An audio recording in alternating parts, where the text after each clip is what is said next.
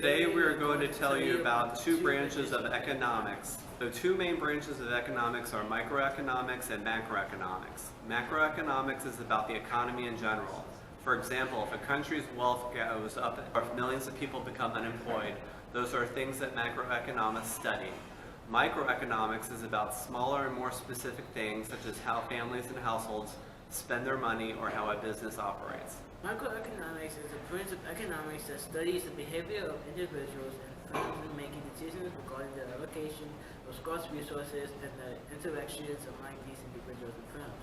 One goal of macroeconomics is to analyze the market mechanisms that establish relative prices among goods and services and allocate limited resources among alternate uses. Macroeconomics shows conditions under which free markets lead to desirable allocations. This also analyzes market failure where markets fail to produce efficient results. Microeconomic theory typically begins with the study of a single rational and utility maximizing individual. To economists, rationality means an individual possesses stable preferences that are both complete and transitive. The technical assumption that preference relations are continuous is needed to ensure the existence of a utility function. Although microeconomic theory can continue without this assumption, it would make comparative statics impossible since there is no guarantee that the resulting utility function would be differential. Microeconomic theory progresses by defining a competitive budget set, which is a subset of the consumption set. It is at this point that economics make the technical assumption that preferences are locally non-satiated.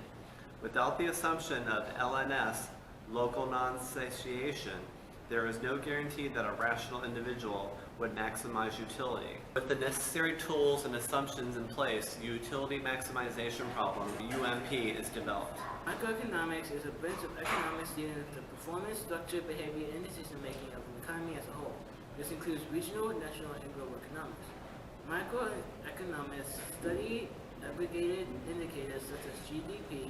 GDP stands for gross domestic product, unemployment rates, national income, price indices, and the interrelations among the different sectors of the economy to better understand how the whole economy functions.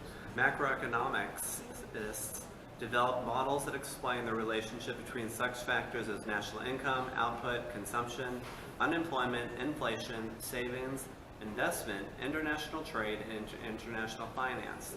While macroeconomics is a broad field of study, there are two areas of research that are emblematic of the discipline that attempts to understand the causes and consequences of short-run fluctuations in national income, the business cycle, and an attempt to understand the determinants of long-run economic growth, increases in national income. Macroeconomic models and their forecasts are used by governments to assist in the development and evaluation of economic policy. Macroeconomics encompasses a variety of concepts and variables, but there are three central topics for macroeconomics research. Macroeconomic theories usually relate to the phenomena of output, unemployment, and inflation. Outside of macroeconomic theory, these topics are also important to all economic agents, including workers, consumers, and producers.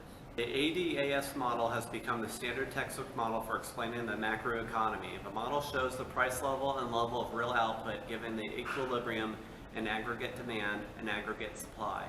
The aggregate demand curve's downward slope means that more output is demanded at lower price levels.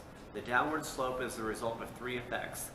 The PGO, or real balance effect, which states that as real prices fall, real wealth increases, resulting in higher consumer demands of goods.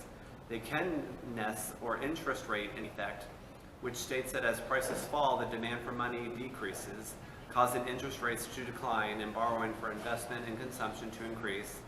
And the net export effect, which states that as price rises, domestic goods become comparatively more expensive to foreign consumers, leading to a decline in exports. Thanks for watching this Adventurous Kids episode.